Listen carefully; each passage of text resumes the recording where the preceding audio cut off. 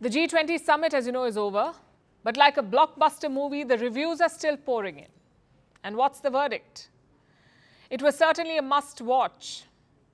You do have some holdouts like Ukraine and China, but broadly speaking, people are happy, even people in Pakistan. That's right. Ordinary people in Pakistan have reacted to India's G20. Those interviewed have great things to say. Some have praised India's economic growth, others hailed India's political influence, but as expected, comparisons were drawn. Comparisons between India and Pakistan. I guess you cannot blame them. Both countries became independent at the same time. One is a G20 member. It is being courted by all major powers in the world. And the other, living from one IMF bailout to another. So these reactions are expected. Listen in. The president of the US and the Saudi Crown Prince visited India for the summit. When the heads of the top 20 countries visit a country, it is an honor for that nation. The Indian economy will get many benefits out of this summit. We are trying to save our country from defaulting on loans. Meanwhile, India is hosting the 20 biggest economies. India has taken a great step. It was a great opportunity for the people of India. The people must be proud. Pakistan's foreign policy in the last 7 decades has failed. Our neighbor is hosting the biggest economies in the world, but people here are not even aware of what's happening. Ordinary people do not have blinkers on. They react to what they see.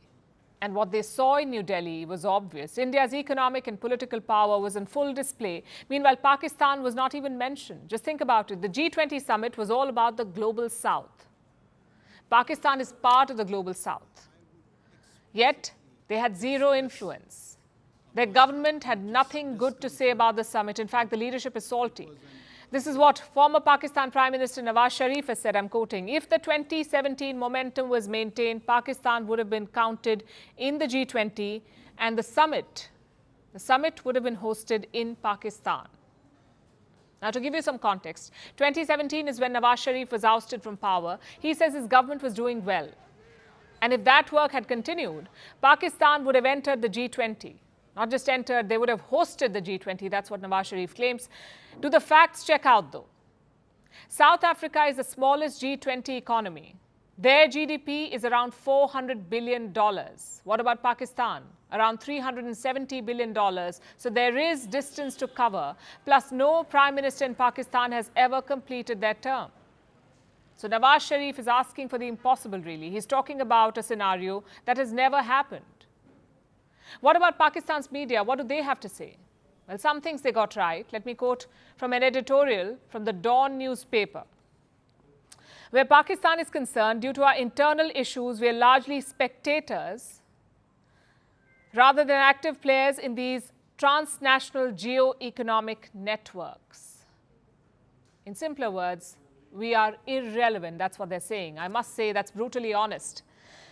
But the same article also peddles some typical Pakistani propaganda. Listen to this.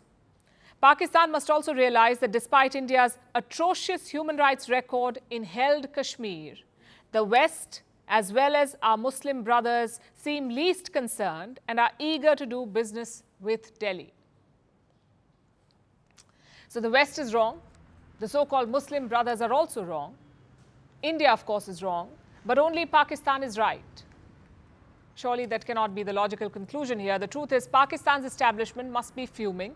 India has just hosted 43 world leaders. The entire planet was being run from New Delhi. Meanwhile, Pakistan cannot even host a cricket tournament. That's how bad their security is.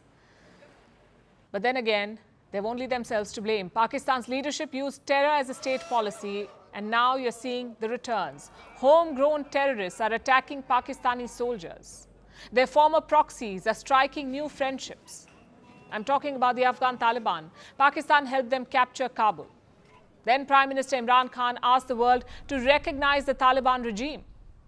But 2 years later, nothing has gone to plan. The Taliban are engaged in a border standoff with Pakistan. They're building outposts on Pakistani land.